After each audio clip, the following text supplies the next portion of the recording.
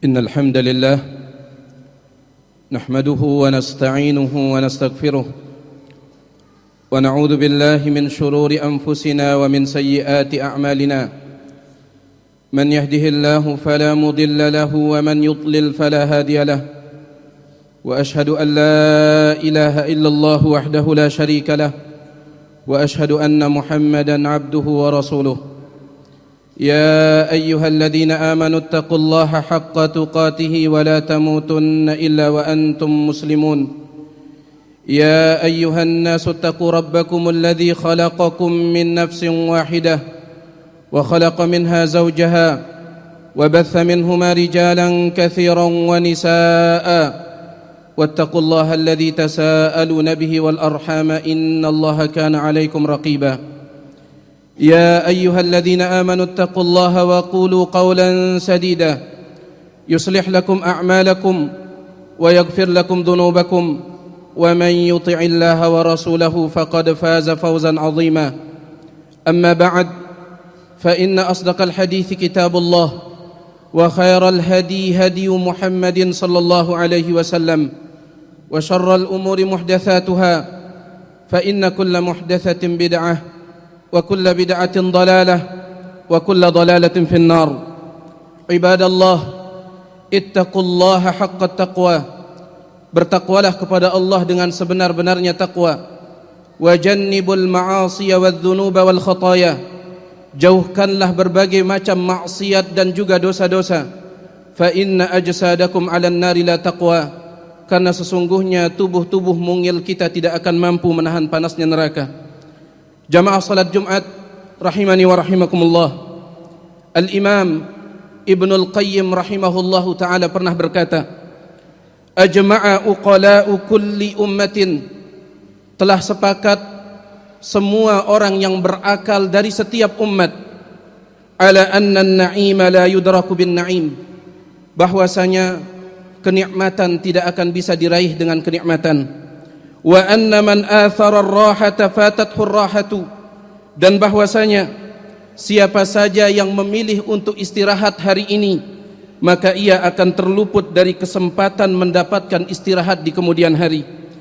Wa anna bihasabi rukubil ahwali wa ihtimalil masyaq takunul farhatu wal maladzah, dan bahwasanya seukuran beratnya perjuangan dan pengorbanan, seukuran itu pula besarnya kebahagiaan dan kelezatan.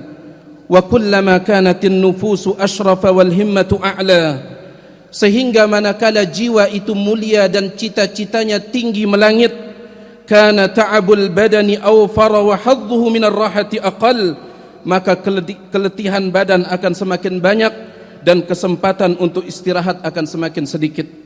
Jamaah salat Jumat rahimani wa rahimakumullah, apa yang disebutkan oleh Al-Imam Ibnul Qayyim rahimahullah adalah hakikat dunia. Seperti inilah Allah subhanahu wa ta'ala menetapkan kehidupan dunia, yaitu Allah menetapkan bahwa setiap cita-cita, setiap impian dan setiap kenikmatan membutuhkan perjuangan dan pengorbanan. Semakin tinggi sebuah cita-cita, semakin tinggi sebuah impian dan kenikmatan yang diinginkan oleh seseorang, maka semakin besar pula perjuangan dan pengorbanan yang dibutuhkan.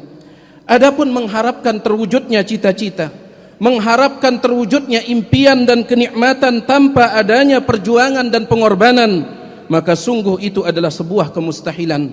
Seorang penyair mengatakan, biqadril kaddi tuktasabul ma'ali, seukuran besarnya kesungguhan cita-cita tinggi akan didapatkan. Wa man talabal ula sahiral layali, orang yang mengejar cita-cita tinggi akan bergadang sepanjang malam. Wa man talabal ula min ghairi kaddin, seseorang yang menginginkan cita-cita tinggi tanpa kesungguhan, adha'al umra fi talabil muhali, maka ia hanyalah menghabiskan umur di dalam mengejar sebuah kemustahilan. Jamaah salat Jumat rahimani wa rahimakumullah, bagi orang yang beriman, laki maupun perempuan, cita-cita dan kenikmatan tertinggi adalah masuk ke dalam surga Allah subhanahu wa ta'ala, yang merupakan sebuah tempat yang kenikmatannya ma la ainun ra'at, belum pernah dilihat oleh mata, wala udhunun sami'at, belum pernah didengar oleh telinga, wala khatara ala qalbi bashar, dan tidak bisa dibayangkan oleh benak manusia. Maka untuk mendapatkan cita-cita dan kenikmatan tertinggi seperti itu setelah rahmat Allah Subhanahu wa taala, tentulah harus dengan perjuangan dan pengorbanan yang besar. Bahkan jika perlu dengan perlombaan, sebagaimana yang Allah Subhanahu wa taala firmankan, sabiqu ila magfiratin min rabbikum wa jannatin arduha ka'ardis samai wal ard. Berlomba-lombalah kalian untuk mendapatkan ampunan dari Tuhan kalian dan untuk mendapatkan surga yang luasnya seluas langit dan bumi. Dan Allah Subhanahu wa taala juga berfirman, menyebutkan dan menceritakan tentang perjuangan orang-orang yang bertakwa yang merupakan pewaris-pewaris surga. Allah Subhanahu wa taala berfirman, innal muttaqina fi jannatin wa uyun. Sesungguhnya orang-orang yang bertakwa berada di dalam taman-taman surga dan mata air. Akhidhina ma atahum rabbuhum. Mereka mengambil dan menerima apa yang diberikan oleh Tuhan mereka. Innahum kanu qabla dzalika muhsinin. Sesungguhnya mereka sebelum itu, yaitu di dunia, mereka adalah orang-orang yang selalu berbuat baik. Kanu qalilan minal laili ma yahja'un. Dahulu mereka di malam hari sangat sedikit tidurnya. Wabil asharihum yastaghfirun. Dan bahkan di akhir malam pun mereka senantiasa beristighfar. Wa fi amwalihim haqqul lisaili wal mahrum. Dan di dalam harta mereka ada hak orang miskin yang meminta dan hak orang miskin yang tidak meminta. Dan Nabi SAW juga bersabda, ya ayyuhan nas, wahai sekalian manusia, absyus salam, tebarkanlah salam, wa at'imut ta'am, berikanlah makan kepada orang yang membutuhkan, wasilul arham, sambunglah silaturrahim, wasallu wan nasu niyam, bangunlah salat malam ketika orang-orang sedang tertidur, tadkhulul jannata bisalam, niscaya kalian akan masuk surga dengan penuh keselamatan. Lihatlah bagaimana Allah Subhanahu wa taala dan Rasulnya memberikan isyarat kepada kita bahwa untuk memasuki surga setelah rahmat Allah Subhanahu wa taala, kita harus siap berjuang dan rela berkorban, karena surga terlalu mahal untuk bisa didapatkan dengan cara malas-malasan. Tarumul khulda thumma tanamu anha. Engkau menginginkan abadi di dalam surga namun dengan tidur-tiduran. Yagusul bahra man talabal laali. Ketahuilah, orang yang mencari mutiara akan sanggup menyelam ke dasar lautan. Aqulu ma tasma'un wa astaghfirullah li wa lakum.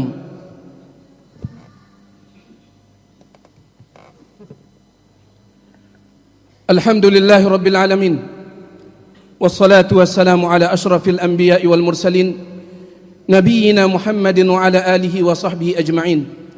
Amma ba'd, ma'asyiral muslimin, jamaah salat Jumat rahimani wa rahimakumullah.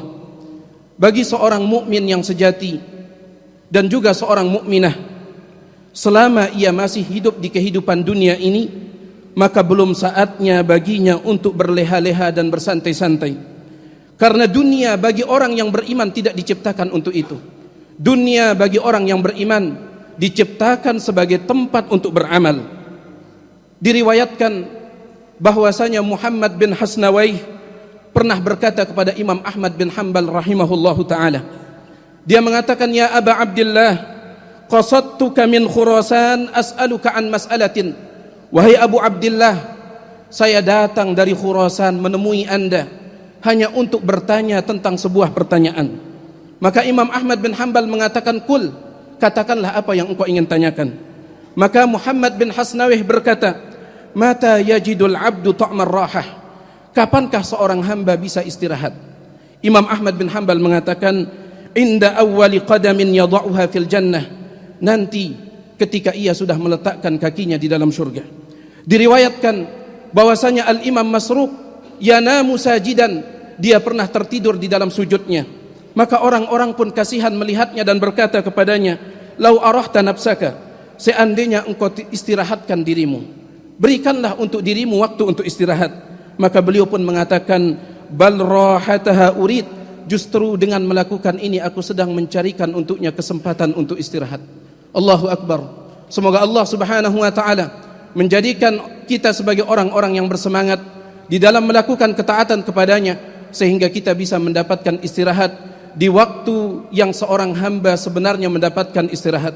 Innallaha malaikatahu yusalluna 'alan nabi, ya ayyuhalladzina amanu sallu 'alaihi wa sallimu taslima. Allahumma salli 'ala Muhammad wa 'ala ali Muhammad kama sallaita 'ala Ibrahim wa 'ala ali Ibrahim innaka Hamidum Majid. وبارك على محمد وعلى آل محمد كما باركت على إبراهيم وعلى آل إبراهيم إنك حميد مجيد.